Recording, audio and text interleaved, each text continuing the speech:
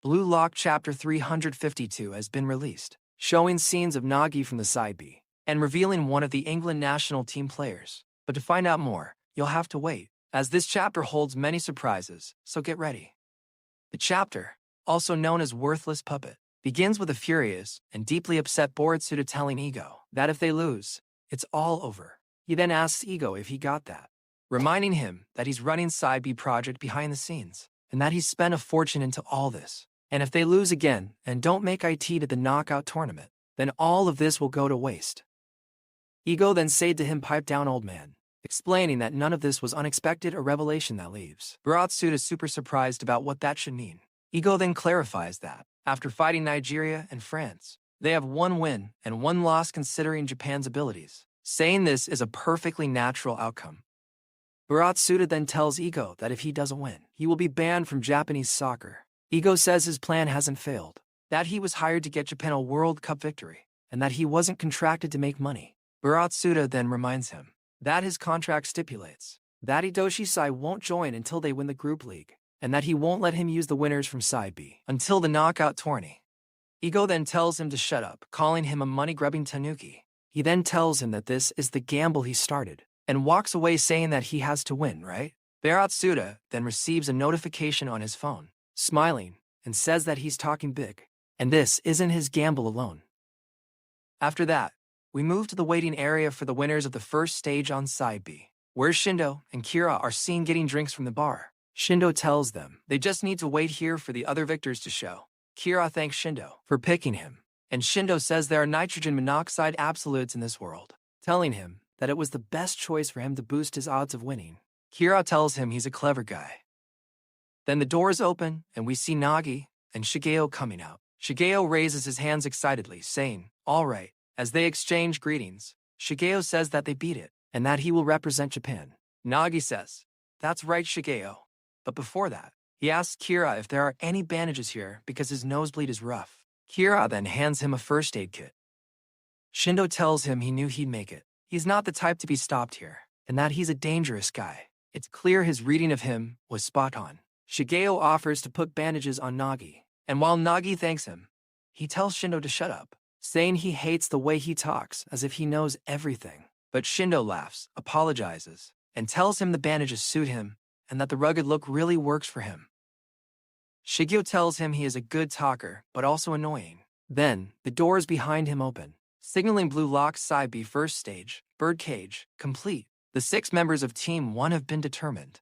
Hajime Nishioka appears, saying, "All right, we made it," alongside the other player with the stranger hairstyle.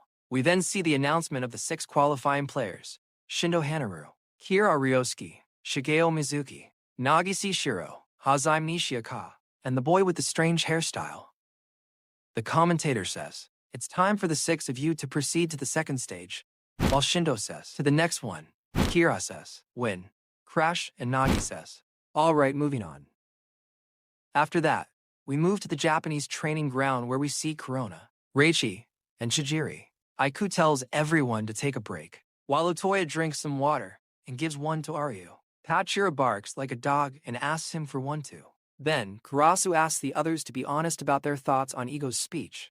Pachira tells him he guesses it was just typical Ego, and Nico tells him it was a good reminder that he's out of his mind.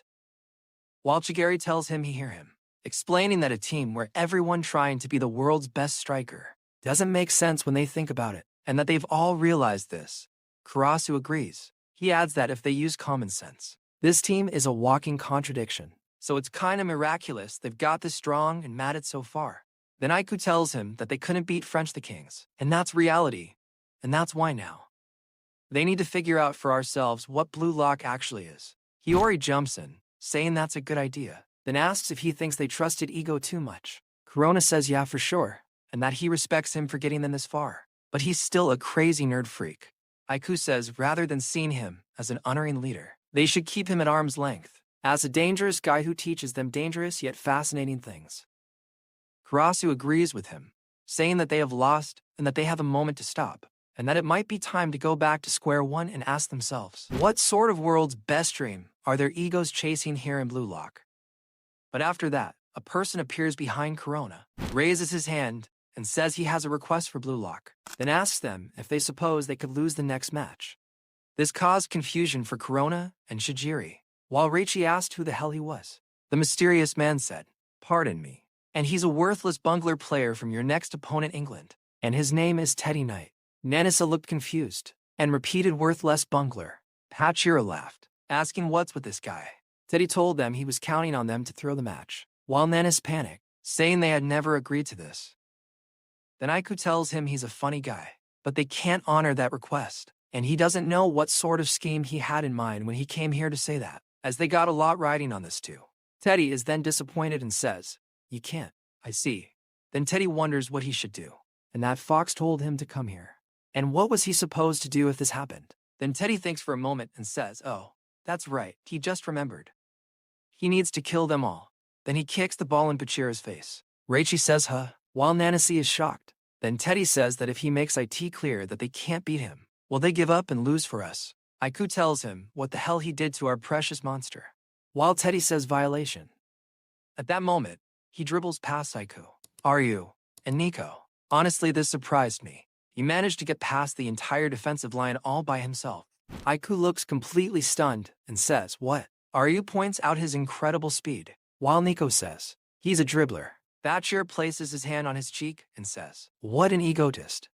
After that, Teddy stops and says ego. He doesn't have an ego, and he's a puppet, a worthless puppet. And it was also revealed that he is the number 11, wingback for the new generation of England, Teddy Knight. And here the chapter ends. Honestly, this chapter is amazing. I want to know your opinions. Do you think Japan will beat England? And what do you expect from Fox?